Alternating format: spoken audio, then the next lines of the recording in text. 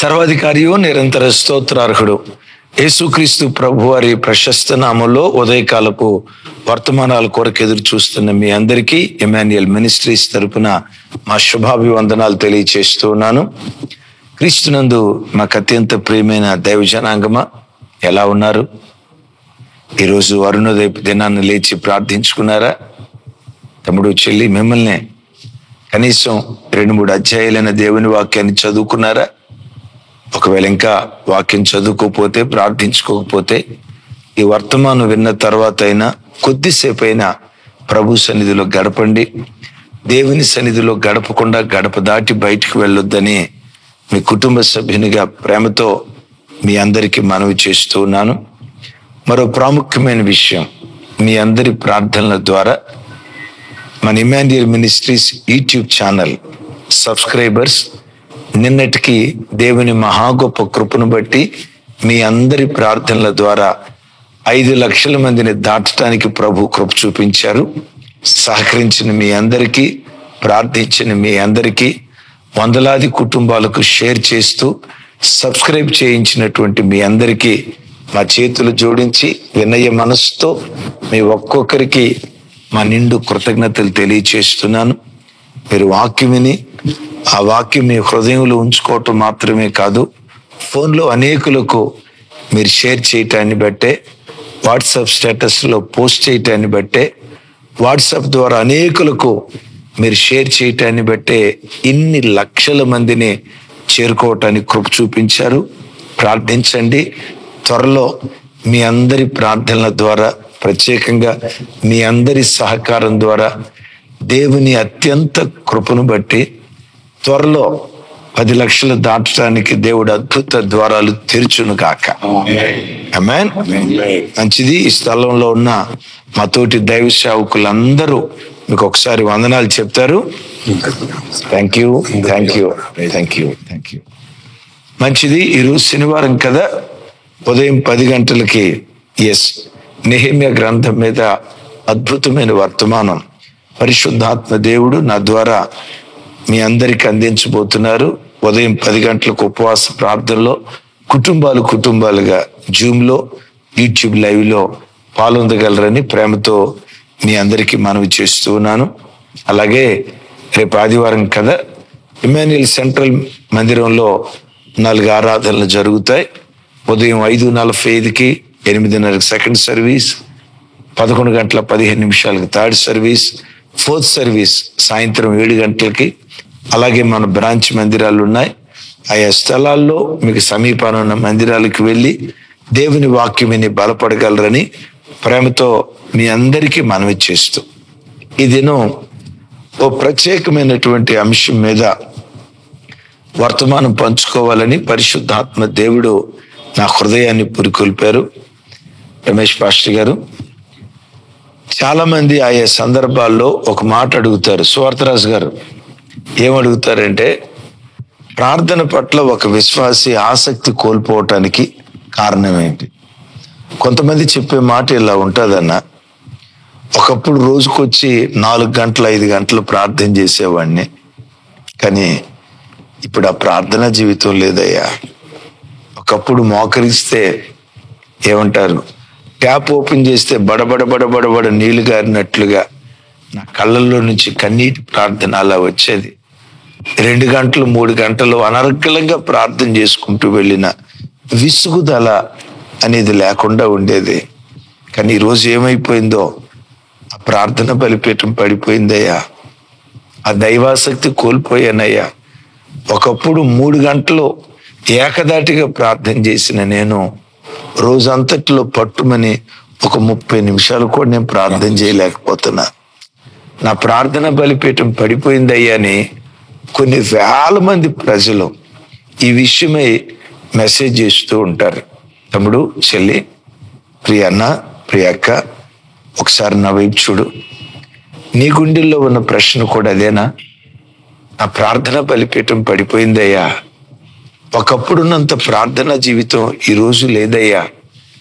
ఎందుకు నా ప్రార్థనా జీవితం సన్నగిల్లిపోయింది? ప్రార్థన పట్ల నాకు ఆసక్తి కోల్పోవటానికి కారణం ఏంటి? ఇదే ప్రశ్న అయితే పరిశుద్ధ గ్రంథమైన బైబిల్లో ఒక విశ్వాసి ప్రార్థన పట్ల ఆసక్తిని కోల్పోవటానికి ఎన్నో కారణాలు ఉన్నాయి. మెట్టుకు ఆ కారణాల్లో 5 కారణాలు మీతో పంచుకోవాలని పరిశుద్ధాత్మ చేత నేను ప్రేరేపించబడ్డాను. నెంబర్ 1, ఒక ఆత్మీయుడు ప్రార్థన పట్ల ఆ ప్రార్థనాసక్తిని కోల్పోవటానికి కలిగిన మొట్టమొదటి కారణం పాపం. ఓ భక్తిపరుని జీవితంలో ఎప్పుడైతే పాపం చోటు చేసుకుంటుందో ప్రభుదాస్ గారు, అది సెల్ ఫోన్ అయినా, సిగరెట్ అయినా, సినిమా అయినా, మరొకటి ఏదైనా, పాపం ఎప్పుడైతే ఒక వ్యక్తి జీవితంలో చోటు చేసుకుంటుందో ఆ వ్యక్తి ప్రార్థన పట్ల తెలియకుండా ఆసక్తిని కోల్పోతాడు. దేవుని సన్నిధికి తెలియకుండా ఆ వ్యక్తి దూరం అయిపోతాడు. జాన్ బనియన్ అనే ఒక గొప్ప దైవ సేవకుని పేరు మీరు వినుంటారు కదా. ప్రభుదాస్ గారు విన్నారు ఆయన పేరు? జాన్ బనియన్. ఆ భక్తుడు ఎప్పుడు ఏమంటారంటే, ప్రార్థన నేను పాపం చేయనివ్వదు, పాపం నేను ప్రార్థన చేయనివ్వదు.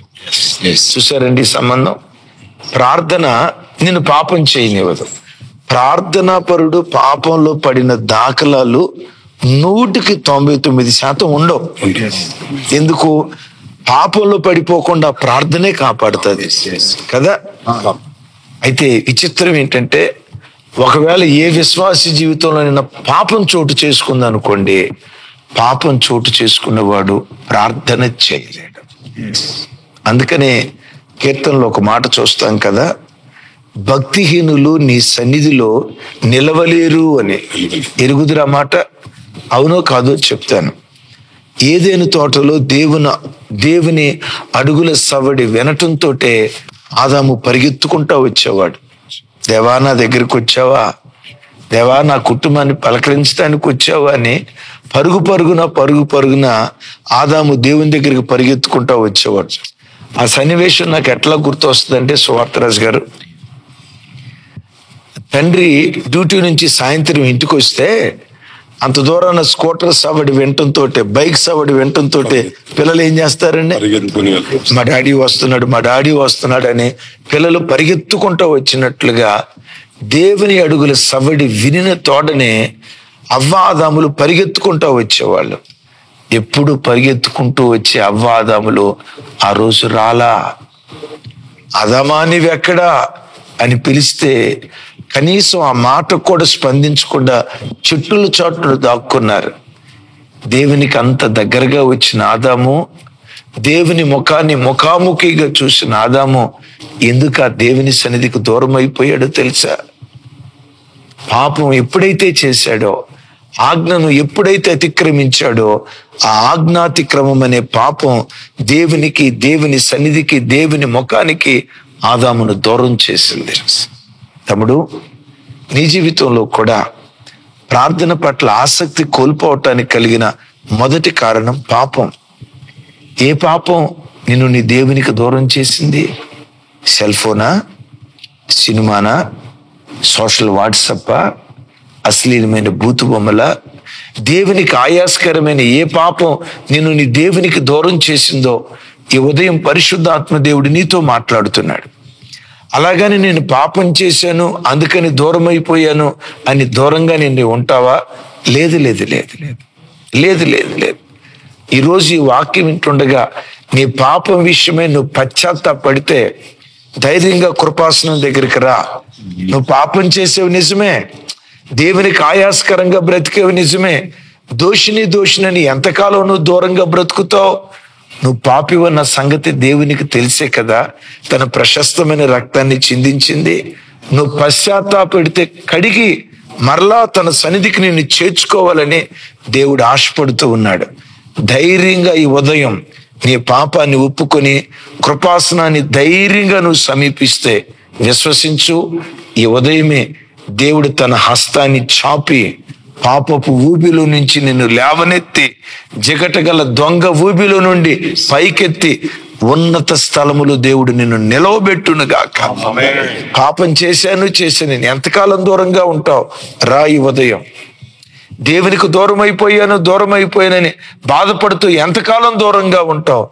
తప్పిపోయిన కుమారుడు తప్పిపోయాడు నిజమే, తండ్రికి దూరం అయిపోయాడు నిజమే. దూరం అయిపోయిన స్థితిలో ఉన్న కుమారుడు దూరంగానే ఉన్నాడా? ఒకనొక సందర్భంలో నా తండ్రి దగ్గరికి వెళ్తా, అన్నా నీ కుమారుడిగా కాదు గాని చూసారా, నీ ఇంట్లో కూలివాడిగానే నన్ను చేర్చుకోయ్యా అని పశ్చాత్తాపడతానన్నాడే. ఆ పశ్చాత్తాప మనసే కూలివాడిగా కాదు, కుమారుడిగా చేర్చుకున్నాడు. ఈరోజు యేసయ్య నిన్ను మరలా తన కుమారుడిగా చేర్చుకోవటానికి 2 చేతులు చాపి రమ్మని ప్రభు ఆహ్వానిస్తున్నాడు. వస్తావా ప్రభు కౌగిలికి? వస్తావా దేవుని చేతి నీడకు? ఆయన చేతి నీడలో నువ్వు దాగి ఉంటే పడిపోయిన నీ ప్రార్థన బలిపీఠాన్ని మరలా దేవుడు తిరిగి కట్టడం ప్రారంభిస్తాడు. నంబర్ 1. రెండవది, ప్రార్థన పట్ల ఒక వ్యక్తి ఆసక్తి కోల్పోవటానికి కలిగిన 2వ కారణం చేసిన ప్రార్థనకు జవాబు రాకపోవడం. రైట్, అవునండి. చేసిన ప్రార్థనకి, కృపావరం గారు, చేసిన ప్రార్థనకి జవాబు రాకపోవటం. కొన్ని సందర్భాల్లో ఏం జరిగిద్దంటే, మనం ఈరోజు ఒక విషయం కొరకు ప్రార్థన చేశాం, దేవుడు జవాబిచ్చాడు. జవాబిచ్చిన వెంటనే అబ్బా నా ప్రార్థనకు దేవుడు జవాబిచ్చాడు, మరలా ప్రార్థన చేయాలి. నా ప్రార్థనకు దేవుడు జవాబిచ్చాడు, మరలా ప్రార్థన చేయాలి. ప్రార్థన చేస్తే దేవుడు జవాబిస్తాడని మరలా ప్రార్థన ఆసక్తిగా చేస్తాడు. అట్లా ప్రార్థనకు జవాబు వచ్చిన ప్రతిసారి, ప్రార్థించిన ప్రతిసారి ప్రార్థనకి జవాబు వచ్చింది అనుకోండి, ఇంకా ఆసక్తిగా ప్రార్థిస్తాడు. ఒకవేళ ప్రార్థనకు జవాబు రాకపోతే ఆ జవాబు రాని తనమే మన ప్రార్థనా జీవితానికి స్పీడ్ బ్రేకర్ అయిపోద్ది. ఎందుకు ప్రార్థన పట్ల ఆసక్తి కోల్పోయింది అంటే, నా భర్త మార్పు కొరకు సంవత్సరం ప్రార్థన చేశా, జవాబు మారకపోగా ఇంకా ఉన్మాది అయ్యాడు, ఇంకేమని ప్రార్థన చేసేదయ్యా. సంతానం కొరకు 7 సంవత్సరాలు ప్రార్థన చేశా, జవాబు ఇంకా జవాబు రానప్పుడు ఇంకేమని ప్రార్థన చేసేదయ్యా. నా అప్పుల సమస్య తీరాలి, నా ఆర్థిక సమస్య తీరాలి, నా బంధకాలు తొలగిపోవాలని కొన్ని సంవత్సరాలు బట్టి ప్రార్థన చేశా. గమనించండి, అప్పుల సమస్య తీరకపోగా అది ఇంకా పెరిగిపోతా వచ్చిందయ్యా. మరి ఇంత ప్రార్థన చేస్తే జవాబు రాలేదు కదా అని ప్రార్థనకు జవాబు రాని స్థితి ప్రార్థనా జీవితం సన్నగిల్లిపోవటానికి కారణమైంది. అవునయ్య గారు, మరి నిజమే, దీనికి నివారణ ఏంటి? 2 మాటలు చెప్తాను. పరిశుద్ధ గ్రంథమైన బైబిల్లో ఏ భక్తుని జీవితంలోనైనా ప్రార్థనకు దేవుడు ఆలస్యం చేశాడంటే, ఆలస్యం వెనుక దాగి ఉన్న మర్మం ఏంటో తెలుసా? ఎంత ఆలస్యం చేశాడో అంత అద్భుతమైన దాన్ని దేవుడు నీకు ఇవ్వబోతున్నాడు. విన్నారు ఈ మాట? అబ్రహాము శారాలకు దేవుడు ఆలస్యం చేశాడు, నవ్వును పుట్టించే ఇస్సాకును దేవుడిచ్చాడు. ఆమేన్. ఇస్సాకు రెబెకాలకు దేవుడు ఆలస్యం చేశాడు. ఎస్, గోత్రకర్త యాకోబును దేవుడు పుట్టించాడు కదా. యాకోబు రాహేలుకు దేవుడు ఆలస్యం చేశాడు. చేసి వారికి చిగురించే కొమ్మ, ఫలించే కొమ్మ యోసేపును దేవుడు అనుగ్రహించాడు. లేఖనాలు దీని మనకు ఆధారం కదా. అవును, హన్నాకు ఎల్కానాకు దేవుడు ఆలస్యం చేశాడు. ఆలస్యం చేసిన దేవుడు అంతే ఆగిపోయాడా? దాను మొదలుకొని బేర్షెబ వరకు ప్రఖ్యాతిగాంచిన ప్రవక్తను ఆ ఇంట్లో నుంచి దేవుడు లేవనెత్తాడు. అక్కడ దాకా ఎందుకు సార్? జకర్యా ఎలిజబెత్లకు దేవుడు ఆలస్యం చేయలేదా? ఎంత ఆలస్యం చేశాడో ఆ కుటుంబంలో నుంచి అద్భుతం. వినండి, మండుచు ప్రకాశించే దీపం లాంటి బాప్తిస్మం ఇచ్చి యోహాను దేవుడిచ్చాడు. వాక్యం వింటున్న తమ్ముళ్ళారా, చెల్లెళ్ళారా, మీ జీవితంలో దేవుడు ఆలస్యం చేశాడని విసిగిపోయారా? నా ప్రార్థనకు జవాబు ఇవ్వలేదు, నన్ను దేవుడు పట్టించుకోలేదు, కృంగిపోయిన స్థితిలో ఉన్నారా?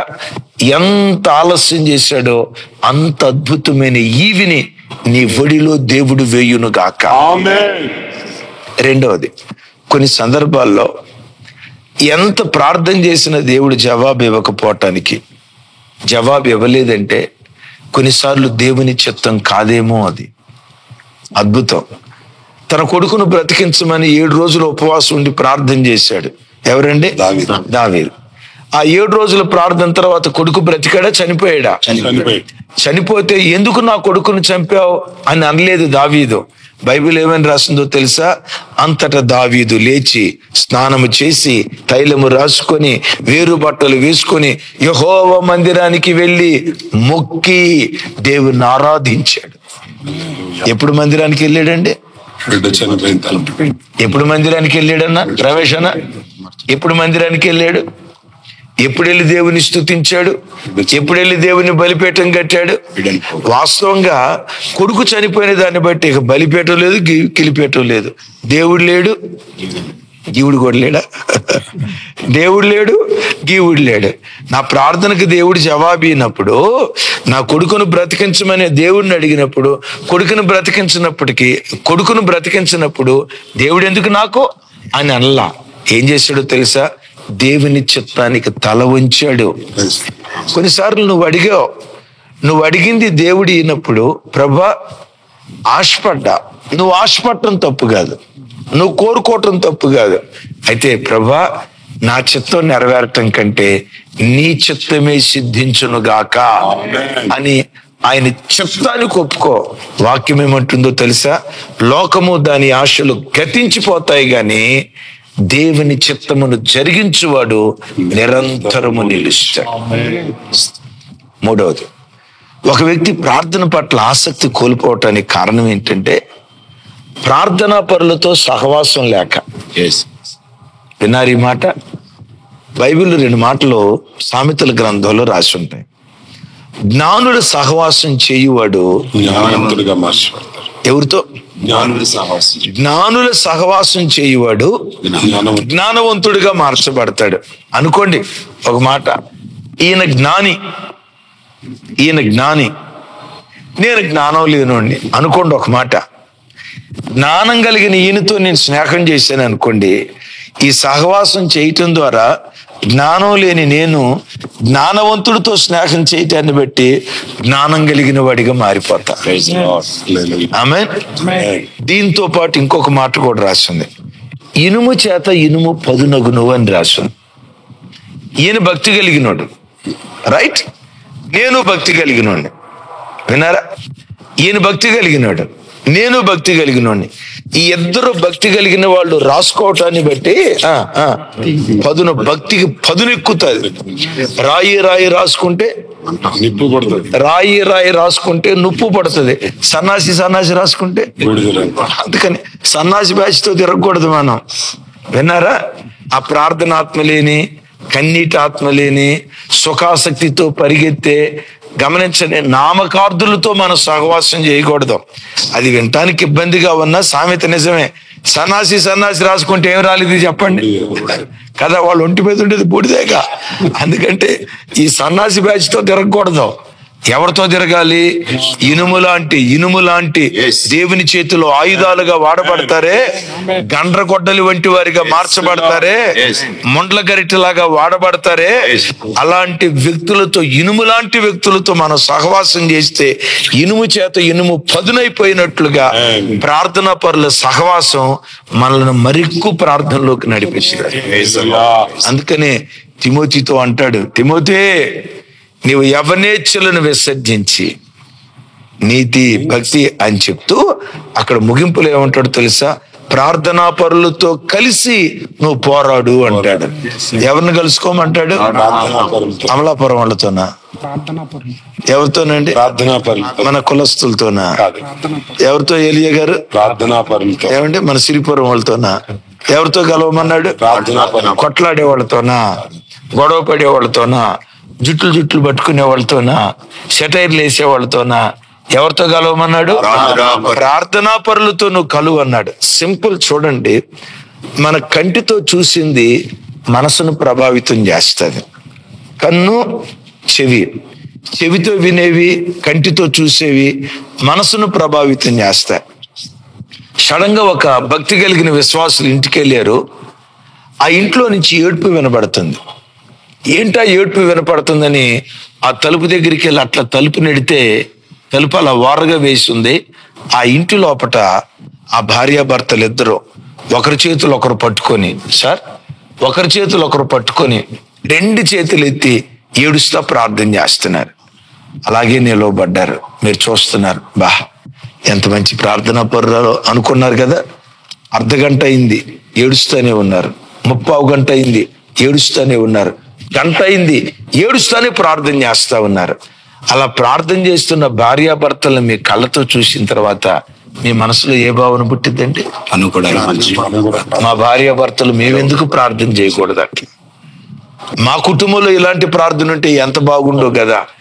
అక్కడికక్కడే ఏడుస్తా అంటారు, దేవా మాకు అలాంటి ప్రార్థన జీవితం దయచేవా, మేము అలాంటి ప్రార్థనా పరులుగా బ్రతికేటట్లుగా మమ్మల్ని బలపరచువని నీ కళ్ళతో చూసింది నీ హృదయాన్ని రేపటం ప్రారంభిస్తాయి.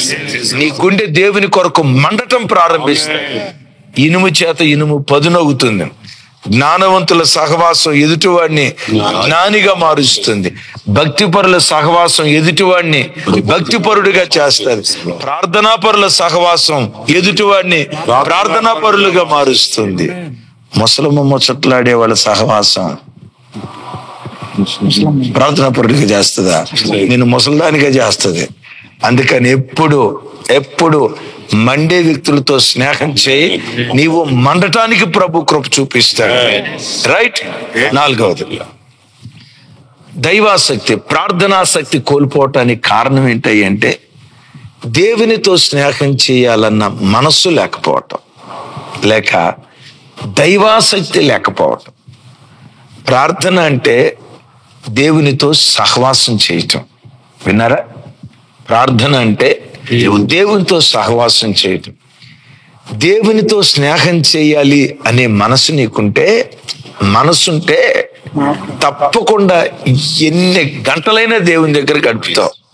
ఓ మాట, ప్రార్థన అంటే అవసరాలు తీర్చుకునే స్థలం అన్న ఆలోచన సిలువేయబడాలి. ఎందుకు ప్రార్థన చేయట్లేదయ్యా?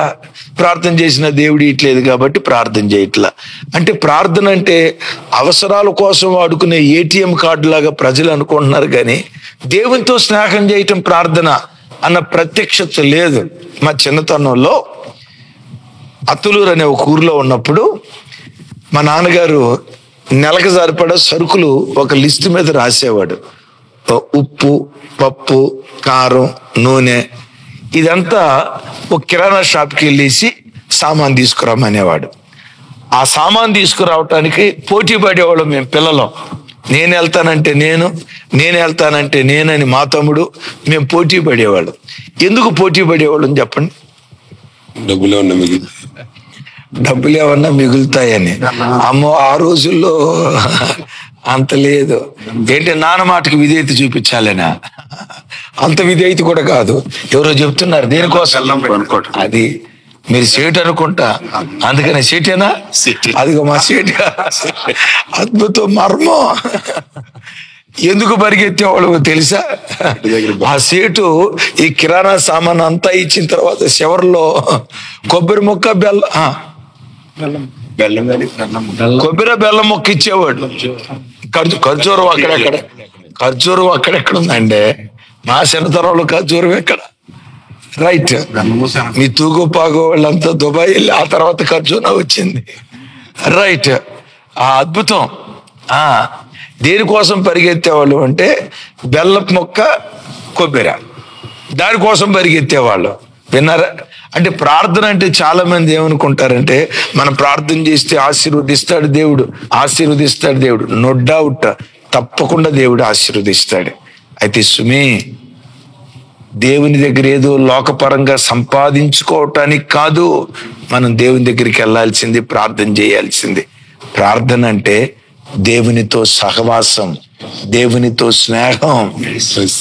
గమనించండి, ఒక అమ్మాయి అత్తతో ఎక్కువ మాట్లాడిద్దా, తల్లితో ఎక్కువసేపు మాట్లాడిద్దండి? ఏం అత్తతో మాట్లాడదా? ఏం మాట్లాడొచ్చు కదా సార్? అత్తతో ఎక్కువ మాట్లాడిదా, తల్లితో ఎక్కువ మాట్లాడిదా? ఏం అత్తతో ఎందుకు మాట్లాడదా? సహవాసం సరిగ్గా, ప్రేమ లేక. యేసయ్య అంటే నీకు ప్రేమ ఉందనుకో, ఎన్ని గంటలైనా మాట్లాడతావు, ఎంతసేపు అయినా మాట్లాడతావు. నువ్వు బాగా ప్రేమించే వ్యక్తి మీ ఇంటికి వచ్చారనుకోండి, అన్న ఇంకేంటి ఇంకేం లేదా? ఇంకేంటి అనే మాట 150 సార్లు వస్తుంది. అయిన మాటలు తీరవు. ఎందుకో తెలుసా? ప్రేమ లాంటిది. యేసయ్య పట్ల నీ గుండెల్లో ఎంత ప్రేమ ఉంటే అంత ఎక్కువసేపు గడుపుతావు. విస్తారమైన ప్రేమ ఉంది, విస్తార సమయం దేవుని దగ్గర గడుపుతావు. ఎంత ఎక్కువ ప్రేమిస్తావో, నేను మరలా చెప్తున్నా, నీ హృదయంలో దేవుని పట్ల ఎంత ప్రేమ ఉందో ఆ ప్రేమను కొలిచే కొలమానిక నీ ప్రార్థనా జీవితం. విన్నారా? ఆఖరి మాట చెప్తా. ఎవరు ప్రార్థించగలుగుతారంటే, ప్రార్థన ఎంత శక్తివంతమైనదో ఎరిగిన వాళ్ళు, బలమైన విశ్వాసం కలిగిన వాళ్ళు ప్రార్థన చేయగలుగుతారు. ఆమేన్. ప్రార్థన చేయాలి. ప్రార్థన ఏం చేయగలుగుతుంది అని అడిగారు అనుకోండి, ప్రార్థన ఏం చేయగలుగుతుంది అంటారేంటి? ఏమైనా చేయగలుగుతుంది.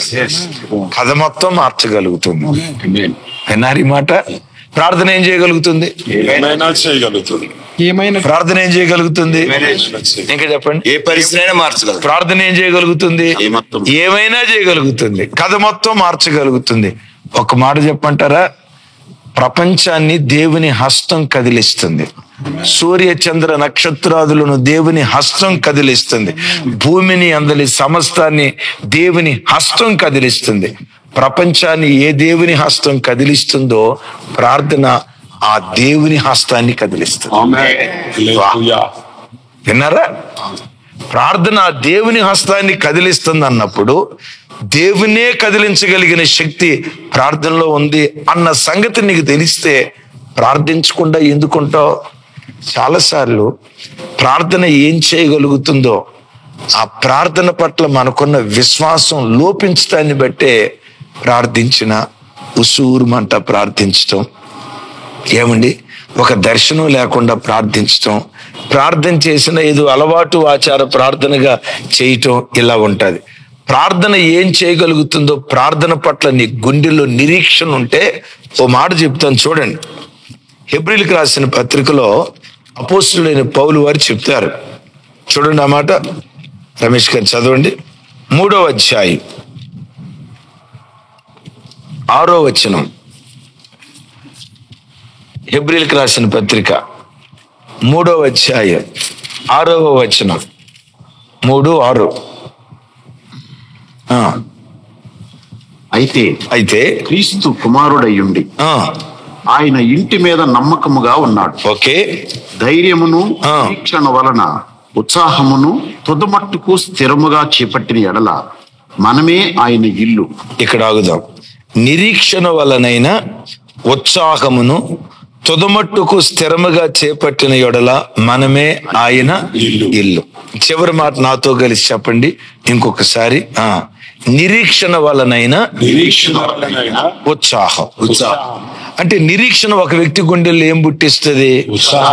విశ్వాసం ఒక వ్యక్తి గుండెల్లో ఏం పుట్టిస్తుంది? నేను ఇప్పుడు ప్రార్థన చేస్తే దేవుడు జవాబిస్తాడు అనే విశ్వాసం ఉందనుకోండి, ఎలా ప్రార్థన చేస్తాం? ఉత్సాహంగా ప్రార్థన చేస్తామా? ఉసూరు మంట చేస్తామా? నిరీక్షణ ఏం పుట్టించింది అంటాడు? ఉత్సాహాన్ని పుట్టించింది. అంటే దేవుడు తప్పకుండా ప్రార్థన చేస్తే ఈ కార్యం చేస్తాడు అనే నిరీక్షణ, అనే విశ్వాసం నీ గుండెల్లో ఉందనుకోండి, ఉసూరు ప్రార్థన రాదు. ఉసూరు ప్రార్థన రాదు, ఉత్సాహంతో కూడుకున్న ప్రార్థన. రైట్. ఇప్పుడు చూడండి, నాకు ఒక 10 లక్షలు కావాలి అనుకోండి. ఈ 10 లక్షలు ఈ నాకు ఇస్తాడు అనే నిరీక్షణ, అనే నమ్మకం, అనే విశ్వాసం ఉందనుకోండి, ఈయన దగ్గరికి వెళ్ళేటప్పుడు హుషారుగా వెళ్తానా, ఉసూరు మంట వెళ్తానా? ఏలియా నీ విట్రా, నువ్వేమనుకోకు, నువ్వు చాలా మంచోడు. ఈయన పీనాశోడు అనుకుంటా ఒక మాట. నువ్వు పీనాశోడు కాదు, చాలా మంచోడు. ఈయన పీనాశోడు. ఈయన బాగా ఇవ్వగలిగే దాతృత్వం కలిగినోడు. ఈయన దగ్గరికి వెళ్ళేటప్పుడు ఎట్లా వెళ్తా చెప్పండి? ఉత్సాహంగా వెళ్తా. ఎట్లా? ఏమని? నాకు ఇస్తాడు, తప్పకుండా ఇస్తాడు, తప్పకుండా ఇస్తాడని ఉత్సాహంగా వెళ్ళి అడుగుతా. దేవుడు ఇస్తాడు అనే నిరీక్షణ నీ గుండెల్లో ఉంటే ప్రార్థన అంటంతో ఉత్సాహంగా ప్రార్థిస్తా. ఆ నిరీక్షణ లేదనుకోండి, నిన్నేక కుటుంబ ప్రార్థన చేసుకుంది, మరలా ఇయ్యాల కూడా చేసుకోవాలా? నేను పొద్దున్నే లేచాంగా మరలా ఇవాళ పొద్దున్నే కూడా లేవాలా, మన శనివారం ఉపవాస ప్రార్థనకు వచ్చాం, మరలా ఉపవాస ప్రార్థనకు రావాలని ప్రార్థన అంటంతో ఉసూరు అంటా ఉంటావు. ఏలియా ఏమనుకోకు, ఈయన నాకు ఈడో నాకు తెలుసు, కానీ అడగాలని వెళ్తున్నా. వెళ్ళేటప్పుడు ఎట్లా వెళ్తా? ఏమండి, ఈయన ఇస్తాడు అనే నమ్మకం ఉంటే రైట్. నిరీక్షణ ఒక వ్యక్తి గుండెల్లో ఉత్సాహాన్ని పుట్టిస్తుంది. అంటే దేవుని పట్ల నీకు ఎంత విశ్వాసం ఉంటుందో అంత ఎక్కువ స్థాయిలో ప్రార్థన చేస్తావు. ఇందాక చెప్పే కదా నీ గుండెల్లో ఉన్న విశ్వాసాన్ని కొలిచే కొలమానిక నీ ప్రార్థన జీవితం. ఇంత విశ్వాసం ఉందనుకో, ప్రార్థన కూడా ఇంతే ఉంటది. ఇంత విశ్వాసం ఉంటే అంటే నీ విశ్వాసాన్ని కొలిచే కొలమానిక ప్రార్థన జీవితం. దేవుని వాక్యం ద్వారా మరెక్కువ విశ్వాసాన్ని పొందుకో, ఎక్కువ గంటలు ప్రార్థన చేయి. దైవజనమ, దేవుని హృదయాన్ని కదిలించే శక్తి ప్రార్థనలోనే ఉంది. ప్రభు ద్వారా నీవు ఏదైనా పొందుకోవాలంటే ప్రార్థన ద్వారానే పొందుకోవాలి. యాకోబు భక్తుడు అంటాడు కదా, వారు దేవునిని అడగనందున వారికి ఏమీ దొరకట్లేదు, పరిగెత్తుతున్నారు, ప్రయాసపడుతున్నారు. ఇన్ని చేస్తున్నా వాళ్ళు ఎందుకు పొందుకోలేకపోతున్నారంటే, మరలా మాట, వారు దేవునిని అడగనందున వారు ఏమీ పొందుకోలేకపోతున్నారు. అడుగుడి మీకు ఇయ్యబడును, వెదకుడి మీకు దొరుకును, తట్టుడి మీకు తీయబడును. అడిగింది ఇచ్చేవాడు మాత్రమే కాదు, నేను ప్రకటించే ఈ దేవుడు ఎవరో తెలుసా? అడుగు వాటి కంటే, ఊహించు వాటి కంటే అత్యధికంగా కార్యాలు చేయగలిగిన దేవుడు. పడిపోయిన నీ ప్రార్థన బలిపీఠాన్ని మరలా తిరిగి కట్టుకోవటం ప్రారంభించు. దేవుని సన్నిధిలో అడగటం ప్రారంభించు. నువ్వు అడిగిన దానికంటే అత్యధికమైన వాటిని దేవుడు నీ ఒడిలో దేవుడు వేయును గాక. జ్ఞానం ఒక్కటి అడిగాడు, ఐశ్వర్యము, ఘనత, జ్ఞానాన్ని పొందుకున్నాడు. ఒక్క కొడుకునివయ్యా అంది, 6 బిడ్డల్ని ఇచ్చాడు. యేసయ్యకి మహిమ కలుగును గాక. పేతురును చెరసాల్లో నుంచి విడిపించమని ప్రార్థించారు, విడిపించాడు. పేతురును చెరసాల్లో వేయటానికి కారణమైన హేరోదును కూడా దేవుడు పరలోకానికి చేర్చుకున్నాడా? లేపేశాడు. అయ్యా ఇదిగో ఈ రోగం నుంచి నన్ను తప్పించయ్యా అని హిజ్కియా ప్రార్థన చేస్తే రోగం నుంచి తప్పించాడు. 15 సంవత్సరాల ఆయుష్ పొడిగించాడు. అశూరులు తన మీదకి రాకుండా కాపాడాడు. యెరూషలేమును సజీవంగా నిలవబెట్టాడు. నీ దేవుడు ఎవరో తెలుసా? అడుగు వాటి కంటే, ఊహించు వాటి కంటే అత్యధికంగా దయచేసే దేవుడు. ప్రార్థనలో ఆసక్తి సన్నగిల్లిపోనివ్వకు. ప్రార్థనలో ఆసక్తి సన్నగిల్లిపోవటానికి నంబర్ 1 పాపం కారణం, 2వది ప్రతిఫలం రాకపోవటం కారణం, 3వది ప్రార్థనా పరుల సహవాసం లేకపోవటం. విన్నారు కదా? 4వది దేవుని పట్ల ప్రేమ లేకపోవటం, 5వది విశ్వాసం లేకపోవటం. సమృద్ధి అయిన విశ్వాసాన్ని, దేవుని పట్ల గుండెల నిండా ప్రేమను గుండెల నిండా దేవుని పట్ల ప్రేమను నింపుకుందాం. ఓ బలమైన ప్రార్థన పరులుగా మార్చబడుదుముగాక. అటు కృపతో దేవుడు మీ అందరిని ఆశీర్వదించినట్లుగా, పడిపోయిన మన ప్రార్థన బలిపీఠాలు దేవుడు తిరిగి కట్టునట్లుగా, మునుపు చేసిన ప్రార్థన కంటే రాగల దినాల్లో మించిన ప్రార్థన దేవుని సన్నిధిలో చేయగలుగునట్లుగా మన ప్రార్థన బలిపీఠాలు కట్టబడినట్లు దైవ సేవకులందరూ మీ కొరకు ప్రార్థన చేస్తారు. అందరూ మోకరించండి. ప్రార్థన. దైవ సేవకులందరూ చేతులెత్తి మీ కొరకు ప్రార్థన చేస్తారు. ప్రార్థన. ప్రేమగల తండ్రి, మీకు వందనాలు, స్తోత్రాలు చెల్లిస్తున్నాం నాయన. తండ్రి గారిని బట్టి మీకు వందనాలు చెల్లిస్తున్నాం. అమూల్యమైన సందేశం నోటు స్తోత్రం నాయన. నీ నోట నా మాటలు ఉంచి ఉన్నానని సెలవిచ్చిన అందుని బట్టి ప్రభా దైవ సేవకులు కుటుంబాన్ని గాని, విశ్వాసులు కుటుంబాన్ని గాని ఎన్ని ప్రభా అమూల్యమైన విషయాలు తెలియజేసినందుకు మీ స్తోత్రం.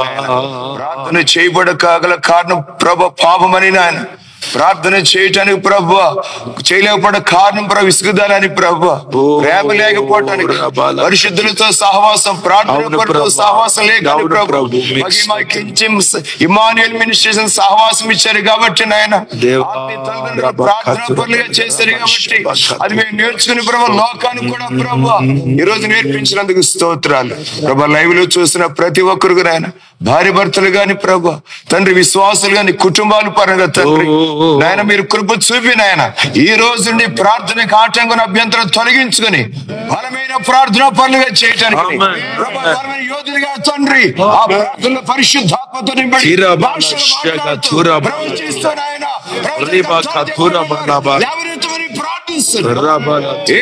ప్రార్థిస్తున్నాం.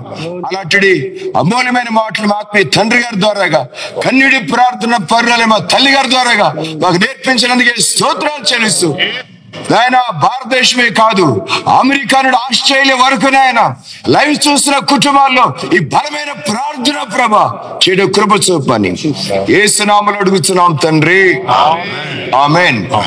మన తండ్రి అయిన దేవుని దీవెన, కుమారుని కృప, పరిశుద్ధాత్మిక అన్యోన్య సావాసం ఈ లైవ్ ద్వారా వాక్యం విన్న ప్రతి బిడ్డకును, ప్రతి దైవజనుకుని, సార్వత్రిక సంఘమునకు సదాకాలం తోడై నడిపించును గాక.